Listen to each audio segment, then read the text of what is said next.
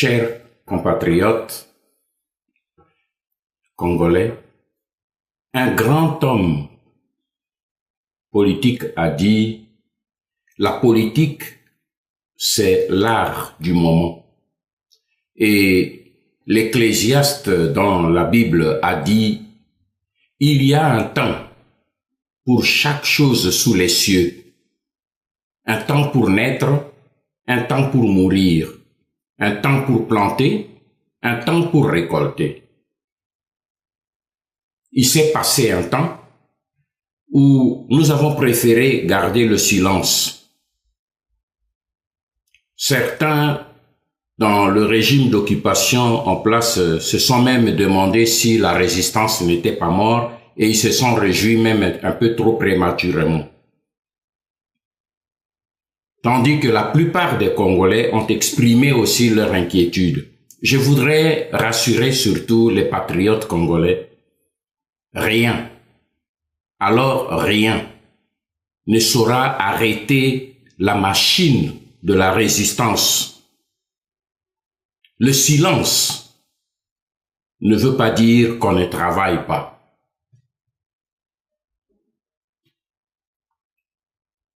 Je suis profondément chrétien et africain. Qu'on l'aime ou qu'on ne l'aime pas, Étienne Tshisekedi est et restera l'une des grandes figures de l'histoire de notre pays, comme ce fut le cas de Simon Kimbangu, de Patrice Emery Lumumba, notre héros national, de Joseph Kasavubu, de Mobutu Sese Seko, et pour ne citer que ceux-là. Chacun est passé avec ses passifs et ses actifs, mais ils font partie de l'histoire de notre pays. Et en tant que tel, la mort d'Étienne Tshisekedi devait être un moment d'interpellation qui inspire non seulement le respect, mais la méditation. Il est parti. Qu'a-t-il laissé pour notre pays? Que répondra-t-il devant le Créateur de la mission qu'il a reçue sur notre pays? Ce n'est pas à nous de le juger, mais l'occasion est pour que nous puissions méditer. Et nous avons pris ce temps pour méditer. C'était la première raison de mon silence. Mais la seconde raison était beaucoup plus importante encore. J'ai voulu garder le silence pour laisser au peuple congolais que vous êtes le loisir de vous concentrer et de contempler le déroulement des discussions, des négociations politiques selon les promesses qu'on vous a faites pour que vous puissiez vous-même assister à ces résultats. Je n'ai pas voulu perturber le déroulement de ces discussions par mes interventions. Mais aujourd'hui, que eux-mêmes viennent de jeter l'éponge, qui viennent enfin de reconnaître leur échec que je leur avais prévu, qui viennent de reconnaître qu'ils n'ont plus d'issue, qui viennent de reconnaître les uns des autres leur médiocrité et leur mauvaise foi. C'est maintenant que je viens à vous, humblement. Pas pour crier victoire, parce qu'on ne peut pas se réjouir de la misère du peuple congolais. Il ne s'agit pas de la victoire ou de la défaite des uns et des autres, mais il s'agit d'une interpellation. Ce constat d'échec est une interpellation. Et je viens à vous non pas pour crier victoire, mais pour que nous puissions maintenant examiner ensemble si nous ne pouvons pas regarder dans une autre direction. Mes chers compatriotes congolais, tout ce que nous faisons sur cette terre, tout ce que nous bâtissons sur cette terre, Si nous le bâtissons sur base du mensonge, nous pouvons être sûrs que ça va s'écrouler rapidement. Il n'y a que les œuvres qui sont bâties sur la vérité qui demeurent parce que seule la vérité est éternelle. Le pays est aujourd'hui bloqué. Le pays est aujourd'hui dans la dislocation. Pourquoi? Parce que tout le monde en République démocratique du Congo a menti dans cette affaire au peuple congolais. Tout le monde vous a menti. Le premier groupe, celui de Kanambe, que vous appelez Joseph Kabila, avec les Rwandais et leur cohorte de collabos. Ce premier groupe, tout le monde savait que Kabila n'a jamais eu l'intention, je parle bien de l'intention de quitter le pouvoir en République démocratique du Congo. Tout le monde le savait, sauf qu'on soit idiot ou aveugle ou sourd. Le deuxième groupe impliqué dans cette dynamique, c'est celui des politiciens du Rassemblement. Mais ils savaient, parce que le Rassemblement est né à Genval. Tous les politiciens qui sont allés à Genval savaient déjà à l'avance, en allant rejoindre, se constituer autour du défunt Étienne Tshisekedi. Ils savaient tous, sans exception, qu'en ce moment-là, l'UDPS avait déjà engagé des discussions et avait déjà signé le protocole avec le pouvoir d'occupation des Rwandais à Kinshasa pour ne pas organiser les élections, mais organiser la transition. Tout le monde savait, mais personne ne disait la vérité au peuple congolais. Tous prétendaient qu'ils sont allés là-bas pour pouvoir présenter des cartons jaunes, des cartons rouges, des cartons verts, des cartons violets à Kanambe pour qu'ils s'arrêtent. Mais tous le savaient. Ce n'est pas moi qui le dis. Parce que maintenant, nous ne sommes plus au niveau de querelles, ni de conflits, mais de chercher la voie. Mais nous devons chercher ces voies dans la vérité. Tous ces gens qui étaient partis à Genval savaient que la dynamique du débat et des discussions pour la poursuite du pouvoir après le 19 décembre était déjà engagée.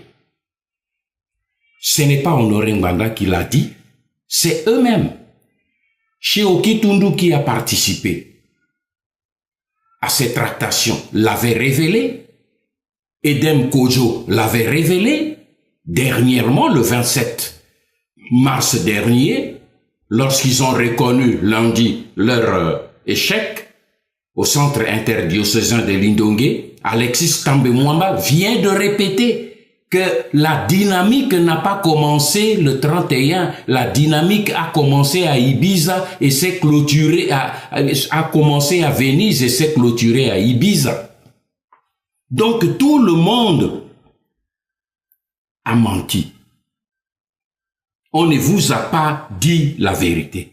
Quand le rassemblement a accepté, s'est engagé dans le dialogue, c'était clair. C'était pour aller discuter le partage du pouvoir avec Hippolyte Kanambe pour que eux aussi gèrent le pays et aient des postes du pouvoir pour avoir de l'argent, pour préparer leurs élections législatives, devenir députés, revenir dans le même système d'occupation rwandaise pour pouvoir gagner leur vie. Mais l'objectif du peuple et du pays n'était pas dans leurs préoccupations. Mais chacun d'eux, quand il ouvre la bouche pour parler, il parle du peuple. C'est ce mensonge-là que je voudrais que nous puissions nous en débarrasser. Que nous puissions dire la vérité au peuple où se trouve le vrai problème. Et le troisième groupe, c'est le groupe de la Synco. qui assurait la médiation, elle non plus n'a pas voulu dire la vérité au peuple congolais. Parce que nos évêques, ce sont des éminents philosophes, ce sont des éminents théologiens, rompus dans l'art du raisonnement, rompus dans l'art, n'est-ce pas, de la déduction. Ils savent que la problématique profonde de notre pays, ce n'est pas la problématique de la démocratie. Ils savent que la problématique de notre pays, c'est la problématique de l'occupation. Leurs aînés, le feu cardinal Echo, le cardinal, le monseigneur Catalico et Mouzurio, tous ceux qui les ont précédés, les abbés, ils ont lancé un appel vers eux pour dire le pays est occupé, n'abandonnez pas l'Église, n'abandonnez pas les chrétiens. Vous n'allez pas me dire que les évêques qui viennent du Kivu, qui viennent de Kisangani, qui viennent de Maniema, de toutes ces régions, ne savent pas que le pays est déjà entre les mains du Rwanda et de l'Ouganda dans leur région. Et que la véritable problématique, c'est l'occupation de notre pays. Ils le savent. Mais tout le monde, en République démocratique du Congo, toute la classe de l'élite, de l'intelligentsia congolaise, se comporte comme s'ils avaient accepté d'ignorer la vérité. Tout le monde connaît. Tout le monde se comporte dans notre pays comme si la problématique profonde de l'origine rwandaise de Hippolyte Kanambe, que vous appelez Joseph Kabila, n'existait pas. Dans tous les débats des politiciens, y compris les évêques, vous entendez qu'on l'appelle président de la République, garant des institutions. Et quand on entend cela, on se dit, il y a un sérieux problème. Vous appelez garant de la Constitution l'imposteur qui est entré clandestinement par la violence avec des armes, qui a participé au génocide de notre pays, qui a détruit nos institutions, qui a détruit notre armée, qui a fait entrer 40 000 Rwandais dans notre armée, 500 officiers rwandais dans notre armée, et vous l'appelez garant des institutions auprès du peuple qui ne connaît rien de ces problèmes. C'est là où nous trompons le peuple. Et je pense qu'il vous appartient, jeunesse congolaise, l'intelligentsia congolaise qui s'élève, le pays vous appartiendra demain. Je vous invite aujourd'hui simplement, enfin, à faire tomber les écailles de vos yeux pour que nous regardions dans une autre direction. Celui que les Rwandais avaient amené, Laurent Désiré Kabila, il vous l'a dit, il a fait son mea culpa devant la nation. Il a dit, les gens qui sont arrivés avec moi, ce ne sont pas des Congolais comme on vous a dit, mais ce sont des Rwandais, des occupants. Et la guerre que nous devons leur mener, elle doit être longue et difficile, populaire. Il vous l'a dit, l'homme qui est venu, qu'on a amené comme cache-sexe de la violence et de l'occupation, il a reconnu. Mais pourquoi la classe politique congolaise aujourd'hui continue à parler des accords, des dialogues? Et quand nous constatons aujourd'hui les accords de la Saint-Sylvestre, parlons-en, parce que maintenant je peux en parler. Parce que ceux qui nous l'ont amené ont reconnu l'échec de ces accords qu'on a présentés au peuple congolais comme étant le cadeau de l'année 2017. Bon Dieu. Cet accord de la Saint-Sylvestre qu'on vous a présenté comme étant le cadeau de l'année, mais c'était une farce. Et tous ceux qui vous présentaient cela comme le cadeau de l'année, ils savaient que c'était une farce, qu'il n'y avait pas d'accord. Pourquoi? mes chers frères. Parce qu'un accord se fait entre les gens qui se débattent, qui veulent, qui s'entendent sur une problématique. Et quelle était la problématique? Leur problématique, pas la mienne, parce que vous connaissez ma position. Je ne suis pas engagé dans cette dynamique qui part du mensonge. Mais dans leur dynamique, le débat se portait sur quoi? Sur une seule vérité. Ils ont dit à Kanambe, vous êtes fin mandat. À partir du 19. Il n'y a plus de mandat légal. Donc, vous dégagez et nous continuons. Si vous voulez rester, ça c'est le terme de leur discussion, si vous voulez rester, alors nous vous donnons une seule condition. Vous acceptez alors de nous donner le pouvoir pour cohabiter avec vous. C'est-à-dire, vous présidez, nous gouvernons. Donc, vous nous donnez la primature. Donc, Kanambe se trouvait devant deux choix. Ou il refuse les conditions qu'on lui présente et il dégage, ou il accepte les conditions qu'on lui présente et il reste. Mais qu'avons-nous constaté? Que Kanambe a voulu le beurre et l'argent du beurre. Il a dit, j'accepte les conditions de rester, mais pour vous donner la contrepartie, qui est le pouvoir, j'ai fait des réserves, je vous donne aussi mes conditions. Mes frères, un locataire dont le contrat est fin mandat, on vous donne, vous avez signé le contrat de bail pour 3 ans.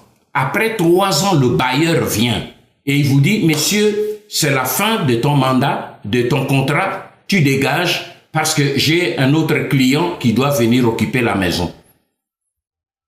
Et vous dites, ah non, moi je veux rester. Et le bailleur vous dit, si vous restez, j'ai des nouvelles conditions, j'ai doublé le loyer. Et alors celui qui est à l'intérieur qui dit, oui, j'accepte de rester, mais quant au paiement de loyer, nous allons discuter les modalités, comment je vais payer. Non, il n'a pas à poser des conditions. Il y a do ou tu des. Tu prends ou tu laisses. Mais qu'est-ce que nous avons constaté? Que au 31, Kanambe n'a pas voulu accepter leurs conditions. Et c'est là que moi, je stigmatise la responsabilité de la Senko et des évêques. Ils auraient dû, en ce moment, le 31 décembre 2016 à minuit, dire au peuple congolais qu'il y a eu constat d'échec parce que Kanambe a refusé les conditions qu'on lui donnait. Parce qu'on ne peut pas accepter une condition sous condition. Ils sont des philosophes, ils sont des théologiens, ils savent que ça ne se fait pas. Et ils n'ont pas voulu dire la vérité, ils ne vous ont pas dit la vérité. Voilà pourquoi j'ai dit que tout le monde vous a menti.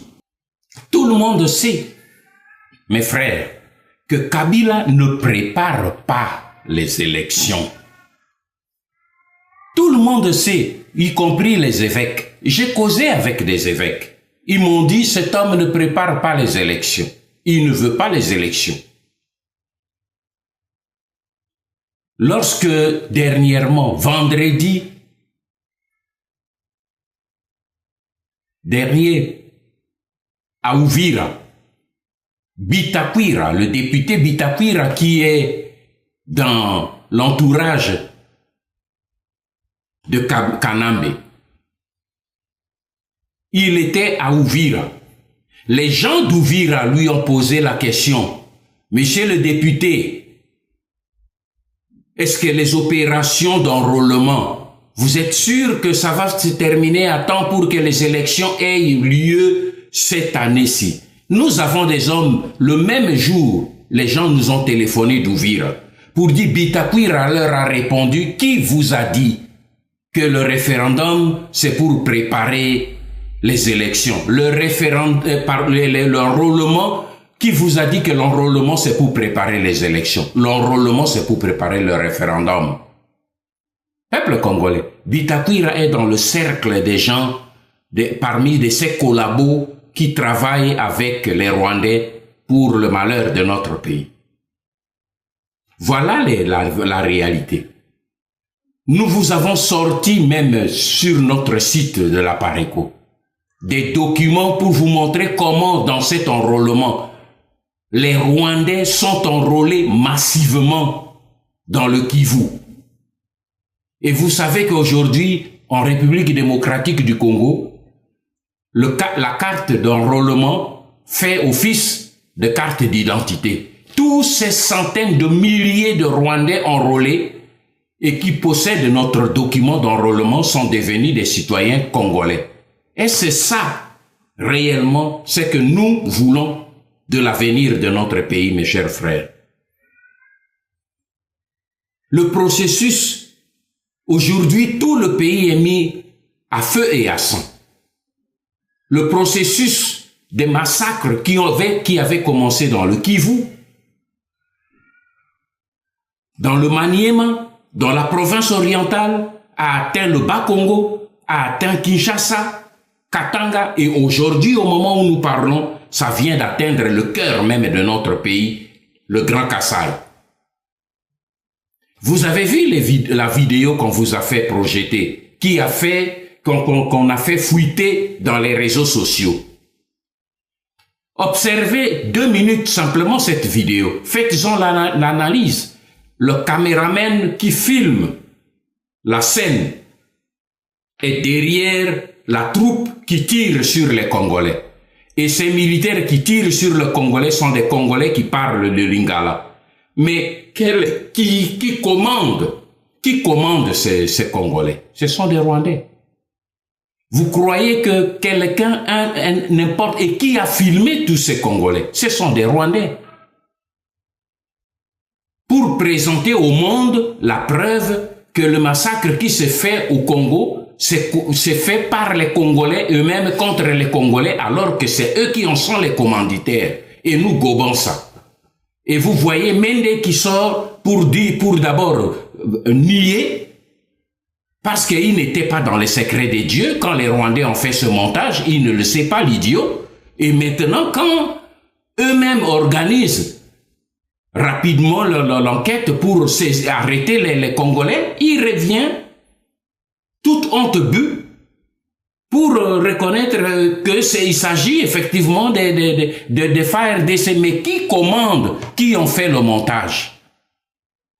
Il en est de même. Vous avez vu que notre site vous a sorti avant tout le monde l'exécution des 2 experts de l'ONU. C'est parce que nous avons des hommes dedans.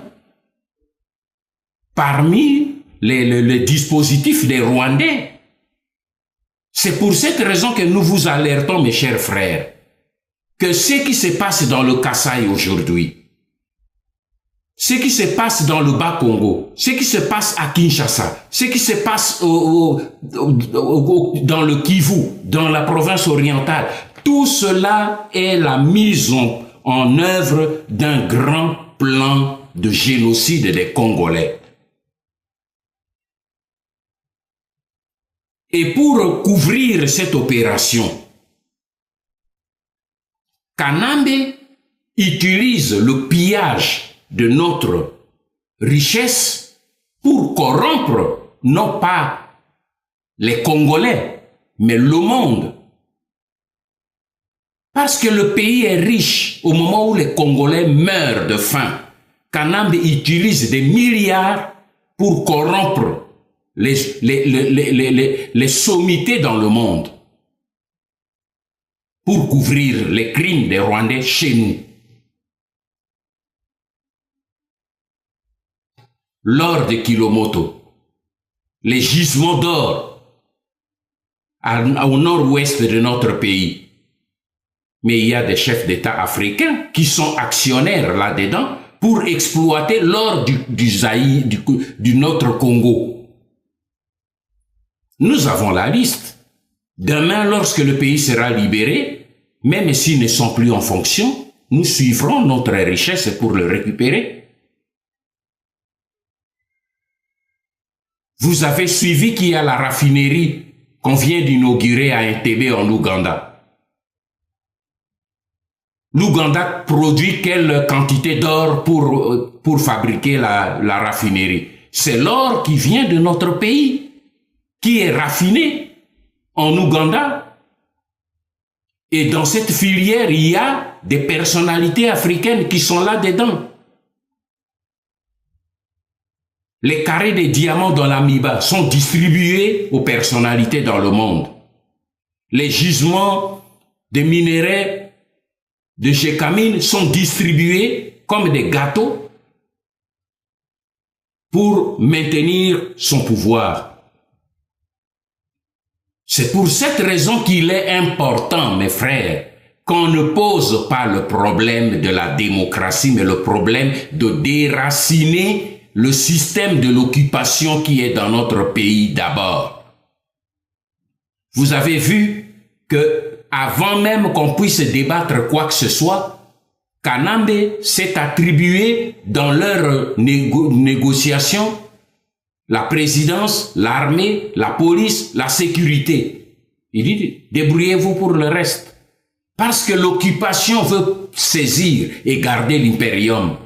Même si aujourd'hui, il désignait le candidat du rassemblement comme premier ministre, comme ils le chantent, comme ils le disent. Mais que vaudra ce premier ministre devant la machine d'occupation rwandaise qui détient l'impérium, la force de frappe, l'armée, la police, la sécurité, qui détient l'argent, la banque centrale et les finances? Qu'est-ce que les autres peuvent faire? Eux-mêmes ont reconnu, mes chers frères, que à la fin de leur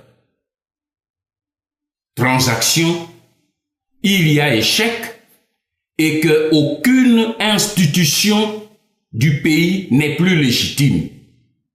Pour nous qui sommes de la résistance, aucune institution n'a jamais été légitime.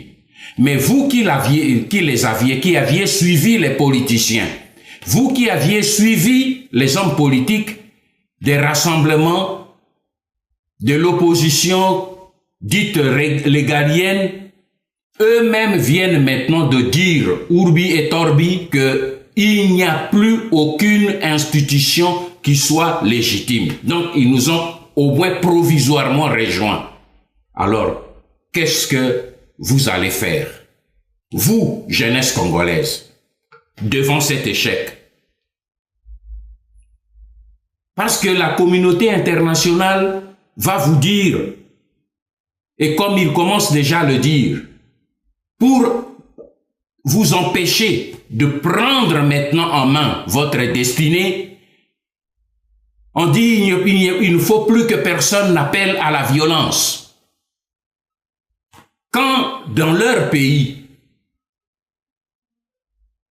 les institutions sont menacées, la liberté est menacée, la souveraineté est menacée, ils prennent des avions, des bombes, des bombardiers, ils n'appellent pas cela la violence. Mais quand le jeune Congolais doit se lever pour prendre des bâtons, pour défendre la portion de son territoire, ils disent c'est ça la violence. Mes chers amis, Mahatma Gandhi, c'est lui qu'on reconnaît dans le monde entier, dans l'histoire, comme étant le symbole même de la non-violence, a dit, là où il n'y a que le choix entre la lâcheté et la violence, je vous conseillerais la violence. Qu'est-ce qu'il a voulu dire? Dans notre situation où nous sommes arrivés aujourd'hui, nous n'avons qu'un choix. Faire le lâche, avoir peur et lâcher notre pays, ou alors nous lever pour nous battre.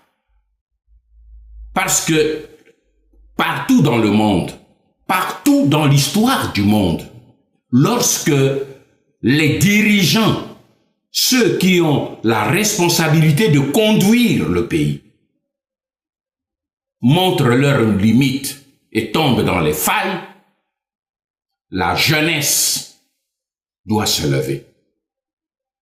La jeunesse se lève. Voilà pourquoi, mes chers frères, après avoir laissé et observé ces gens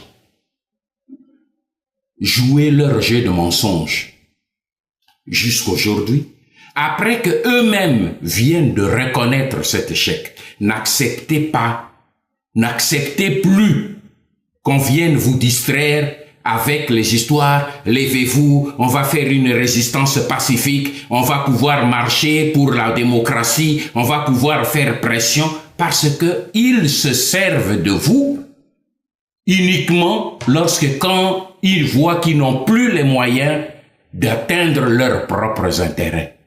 Les évêques vous l'ont dit ouvertement, et ce n'est pas la résistance qui a dit. Revoyez les déclarations des évêques. Ils ont reconnu la médiocrité de la classe politique congolaise. Quand Honoré Nganda le disait, on disait qu'il injurie les autres. Il ne s'agit pas d'injure. Quand la Cinco a parlé du constat de la médiocrité, du constat de la mauvaise foi, du constat de l'égoïsme de la classe politique qui ne voit que ses intérêts, ils n'ont pas parlé d'injure. Ils ont voulu faire un constat. Pour une fois, ils ont fait un constat. Malheureusement, ils ont fait ce constat trop tard. Il fallait faire ce constat le 31 décembre. C'est ce que je leur reproche. Ils ont fait ce constat trop tard. Ils le savaient parce qu'ils me l'avaient dit. Quand je leur avais écrit, certains parmi eux m'ont contacté pour dire « Vous avez raison ». Mais ils ont eu peur. Voilà pourquoi je vous dis ce que Mahatma Gandhi a dit. A dit quand vous, un peuple, vous savez, à l'instant où l'esclave décide qu'il ne sera plus esclave, ses chaînes tombent. Il a dit à l'instant où l'esclave décide qu'il ne sera plus esclave, ses chaînes tombent. Voilà pourquoi j'ai appelé, je me suis adressé d'abord à mes enfants dans la diaspora européenne le 8 avril. Ce n'est pas une affaire politique de la Pareco, c'est une affaire de tous les jeunes Congolais qui comprennent ce que je viens de dire. Ce n'est pas une affaire de polémique, c'est une affaire de survie. Une affaire de survie, mes enfants. Une affaire de survie de votre pays. Papa Étienne Tshisekedi, où il est? Il est dans le frigo. D'autres disent qu'il est enterré. Ce n'est pas un problème. Mais il n'est plus avec nous. Mais le Congo est resté entre vos mains. D'autres disent, ah maintenant, Honoré Nganda va se positionner. Le problème pour moi n'est pas de se positionner. Je ne suis candidat à rien. Je ne suis pas candidat à aucun poste en République démocratique du Congo. Je suis candidat à un seul rôle. Vous réveiller, être avec vous, m'organiser avec vous, vous expliquer, vous alerter pour être debout et pour vous rassembler. Dépasser vos clivages. Dépassez vos clivages. Même ceux qui ont marché avec Papa Étienne Tshisekedi dans l'UDPS, aujourd'hui, vous venez de vous rendre compte qu'on vous a floué aussi. Tous, nous avons été floués. Les évêques l'ont reconnu. L'ONU, pour une fois, l'a reconnu. Le Conseil de sécurité de l'ONU l'a reconnu. Tout le monde l'a reconnu. Tous les politiciens eux-mêmes le reconnaissent. Alors, la balle est dans votre camp. Pour que le 8 avril, nous avons choisi de nous adresser à l'Union européenne. Pas pour que l'Union européenne vienne nous aider à libérer le pays. Pour que l'Union européenne nous laisse la paix pour nous occuper de la libération de notre pays. Pour que le peuple d'Europe, parce que nous nous adressons au peuple d'Europe et nous avons organisé de manière que ce jour-là, les choses que nous avons organisées puissent frapper l'opinion du peuple européen, qui puisse comprendre que ce qui se passe dans notre pays est injuste et nous devons commencer le 8, une nouvelle étape d'une marche décisive et finale pour qui nous conduira vers la fin. Et à partir de ce jour, nous avons un cri que nous lançons à la communauté internationale, que nous lançons aux Rwandais, que nous lançons aux Ougandais qui occupent notre pays. Nous ne parlons pas du peuple ougandais, nous parlons de ce lobby et de ces forces ougandaises, rwandaises qui occupent notre pays. Nous leur disons plus jamais ça. Plus jamais ça. Il y a un moment où un peuple se lève pour dire assez, c'est assez. Nous avons suivi une direction. Je vous ai laissé voir où cette direction nous a menés. Quel que soit ce que Kanambe pourra vous dire demain dans son adresse, parce qu'il est maintenant coincé. À chaque fois qu'il a peur, lorsque la pression vient, maintenant qu'il a l'assassinat de ces 2 experts qu'il a ordonné avec les Rwandais est connu, la pression va augmenter. Dans son adresse, les uns le poussent à pouvoir recourir au référendum, les autres lui demandent de mettre l'eau dans son vin et de céder à la revendication du rassemblement pour faire endormir et le peuple et la pression de la communauté internationale et de rebondir dans quelques mois, quel que soit ce qu'il vous dira, ça ne changera plus rien. Vous avez observé, mes chers amis, mes chers frères, mes enfants, vous avez observé. Le pays vous appartient. Plus jamais ça. Plus jamais ça.